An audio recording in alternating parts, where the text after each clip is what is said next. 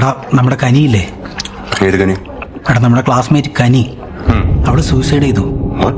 ആ ഗ്രൂപ്പിലത്തെ മെസ്സേജ് വരുന്നുണ്ട്. മരിച്ചിട്ട് 2 ദിവസമായി. ഇന്നലെ ആയിരുന്നു ഫ്യൂണറൽ. ഒരു 8 മാസം മുമ്പ് സ്കൂൾ അലുംനി മീറ്റ്. അവിടെ വെച്ചാൽ ഞാൻ കുറെ നാൾക്ക് ശേഷം കനിയെ കാണുന്നത്. Short fling. ആദ്യമൊക്കെ ഓക്കെ ആയിരുന്നു, പക്ഷെ പിന്നെ അവൾ ആകെ മാറി. അതുകൊണ്ട് ഞാൻ കുറച്ചു നാളത്തേക്ക് ഒരു ഗ്യാപ്പ് ഇട്ടു. I ghosted her. Surprisingly it worked. She went silent. പിന്നെ ഞാൻ അറിയുന്നത് അവൾ സൂസൈഡ് ചെയ്തു.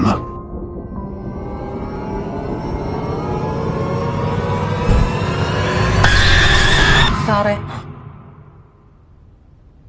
എന്തു പറ്റി സാറേ? തമ്പീരാൻ മോയമ്പ് തുണയായിരിക്കേണോ, അലങ്കാരമങ്ങാനാദരിച്ചു കാട്ടേണോ, അഴകുള്ള ചേലയും കെട്ടിയുടുത്തുതേ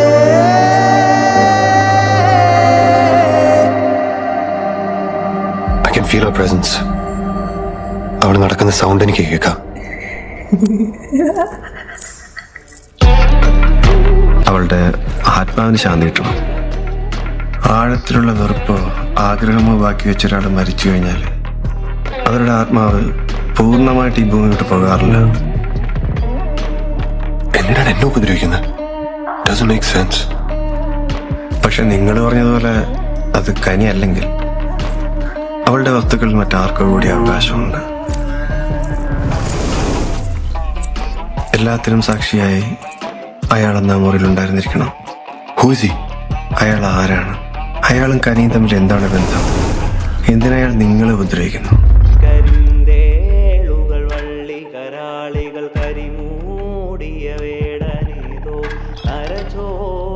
നിങ്ങൾ ആ ഹെയർ ക്ലിപ്പ് എടുത്തതും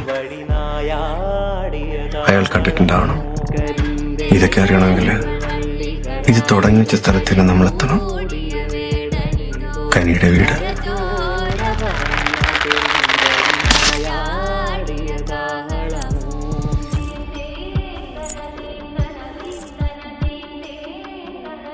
കനി ആരെങ്കിലും ഉപദ്രവിച്ചതായിട്ട് അങ്ങനെ എന്തെങ്കിലും അറിയോ? ഇനി അതാണോ ആത്മഹത്യക്ക് കാരണം?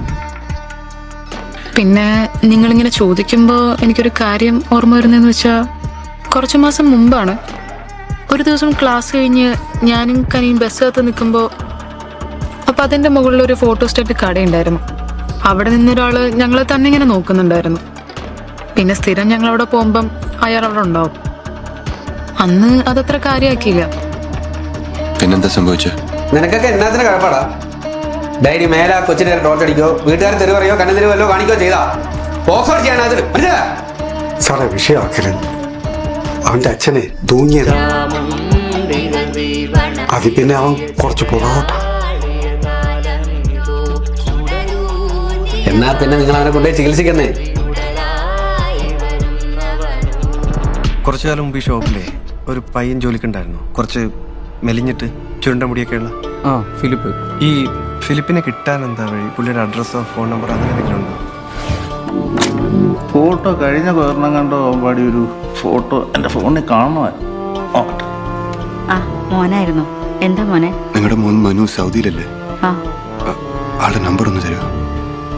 ഞാനൊന്ന് നോക്കട്ടെ. മനുവിന്റെ ശരിക്കുള്ള പേര് ഫിലിപ്പ് എന്നാണോ?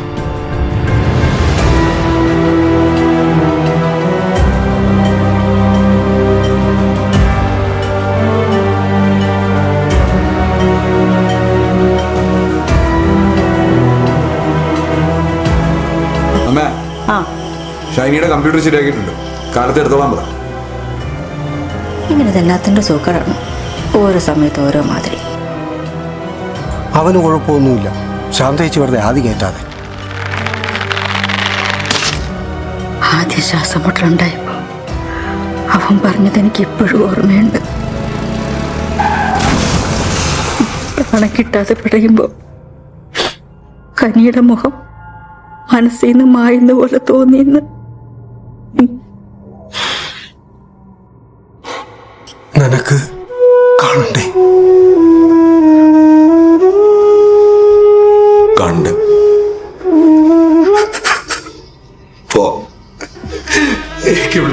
പറ്റത്തില്ല.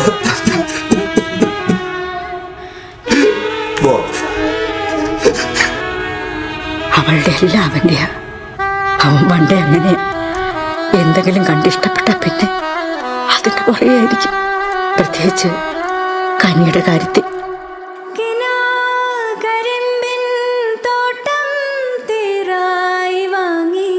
പക്ഷെ ഇങ്ങനെ കണ്ടുകൊണ്ടിരിക്കാൻ നല്ലാതെ അവളോട് പോയെന്ന് മിണ്ടാനോ ഇഷ്ടം തുറന്നു പറയാനോ എന്റെ കുഞ്ഞിനെ കൊണ്ടായില്ല. അവസാന കാലത്ത് എന്റെ മോന്റെ കാലെ ഞാൻ അവളുടെ ചിലങ്ക കെട്ടിക്കൊടുക്കുമ്പോ എന്തൊരു സന്തോഷമായിരുന്നു ആ മുഖത്ത്. മരിച്ചു കഴിഞ്ഞാലും അവന്റെ ഒരു ശീലങ്ങളും തെറ്റരുത്. ഈ ജനലിലൂടെ അപ്പുറത്തെ കനിയെ നോക്കിയിരിക്കണം. ഉള്ളിൽ മുഴങ്ങും പള്ളി മണിയോടെ നിമ്മരയിലങ്ങാണ്ട് പോയി. ദൈവം തമ്പുരാന് പോലും ഞാൻ അവന് വിട്ടുകൊടുത്തിട്ടില്ല. പിന്നെയാ നീ 50 നോമ്പ് കഴിഞ്ഞവാറേ മനസ്സങ്ങു താനേ തുറന്നു വന്നു.